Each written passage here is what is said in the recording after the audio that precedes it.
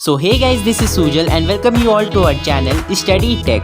तो आज के इस वीडियो का टॉपिक है why not to choose science after class 10th, जिसमें मैंने आपको बताया है कि साइंस को क्यों लेना चाहिए, किन बच्चों को लेना चाहिए, इसके कुछ डिसएडवांटेजेस, इस सब्जेक्ट का स्कोप कितना है और इस सब्जेक्ट को करने के बाद आप कौन कौन से जॉब फ्यूचर में कर सकते हो। तो सबसे पहले तो अगर आप कंफ्यूज हो कि आपको कौन सा स्ट्रीम लेना है, वेदर आपको साइंस लेना है, कॉमर्स लेना है या फिर ह्यूमैनिटीज़ लेना है या फिर कोई अदर वोकेशनल कोर्स करना है, किसी में डिप्लोमा करना है, तो अगर आप उसमें कंफ्यूज हो तो मैंने ऑलरेडी उसके लिए एक वीडियो बना के रखा हुआ है। तो सबसे पहले आप वो वीडियो को देखो, डिस्क्रिप्शन में भी मैं उस वीडियो का लिंक डाल दूंगा।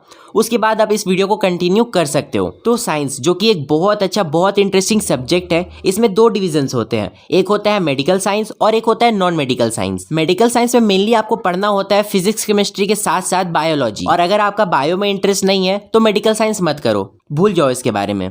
इसमें आपको फिजिक्स केमिस्ट्री बायो के साथ साथ अगर आप चाहे तो मैथमेटिक्स को चूज कर सकते हो। देखो, अगर आपको बायो में थोड़ा मोड़ा डाउट है, अगर थोड़ा मोड़ा डाउट भी है तो आपको उसके साथ मैथ रख लेना चाहिए। मैंने बहुत बच्चों को देखा है कि वो बायोलॉजी तो ले लेते हैं बट इवेंचुअली कुछ टाइम के बाद उनका इंटरेस्ट बायो से हटने लगता है, और इस केस में अगर आप मैथ्स भी ले लेते हो तो आप डायरेक्ट मीन्स उस फील्ड में भी जा सकते हो। लेकिन अगर आप स्ट्रेट फॉरवर्ड हो कि नहीं भाई मुझे मेडिकल ही करना है या फिर मुझे इंजीनियरिंग करना है, तो आप डायरेक्ट वही सब्जेक्ट को ले सकते हो। आप अगर मेडिकल में जाना चाहते हो तो आप मैथ्स को हटा सकते हो, और अगर आप इंजीनियरिंग में जाना चाहते हो तो आप बायो को हटा सकते हो।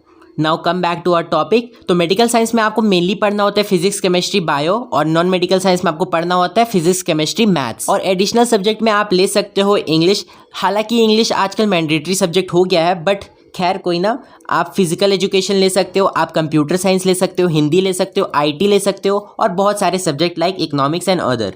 अब देखो, साइंस वाले बच्चों के पास एक बहुत बड़ा प्लस पॉइंट होता है, और वो प्लस पॉइंट ये होता है कि वो बच्चे कॉमर्स की भी फील्ड में जा सकते हैं और आर्ट्स के फील्ड में भी जा सकते हैं।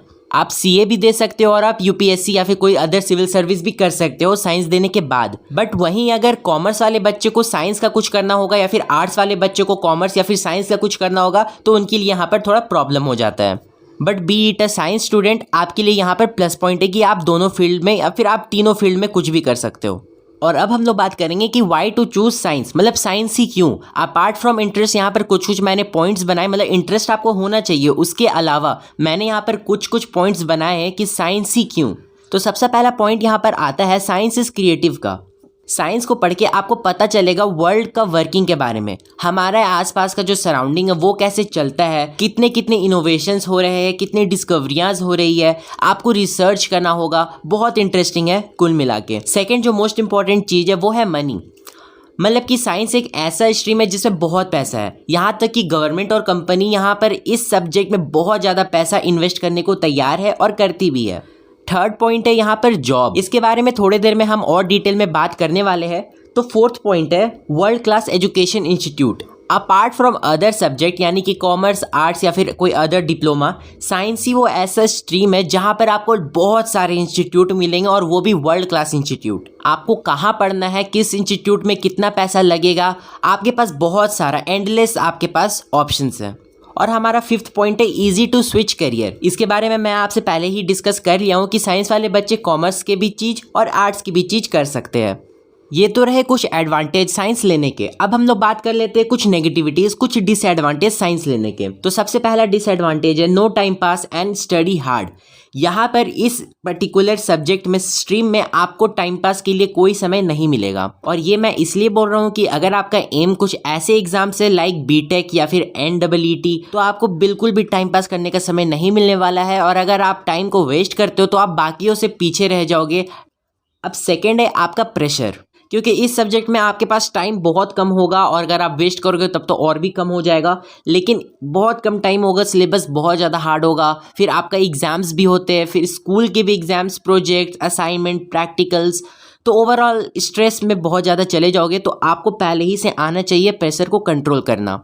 अब थर्ड है एक्सपेंसेस या फिर एक्सपेंसिव। साइंस की पढ़ाई बहुत ज़्यादा एक्सपेंसिव होती है, ये बात आपको भी पता है और हमें भी पता है। और ये सब पॉइंट्स ऐसा मत समझना कि मैं आपको डिमोटिवेट करने के लिए बोल रहा हूँ, बट मैं आपको पहले ही बता देना चाहता हूँ कि ये सब आपको फेस करना होगा ताकि आप पहले से प्रिपेयर्ड रहो। तो बस आज की वीडियो में इतना ही। और हाँ, जो जॉब्स होते हैं जो आप कर सकते हो साइंस स्ट्रीम को लेने के बाद, वो आपके स्क्रीन में डिस्प्ले कर दिए जाएंगे। आप आराम से वीडियो को पॉज करके पढ़ लेना।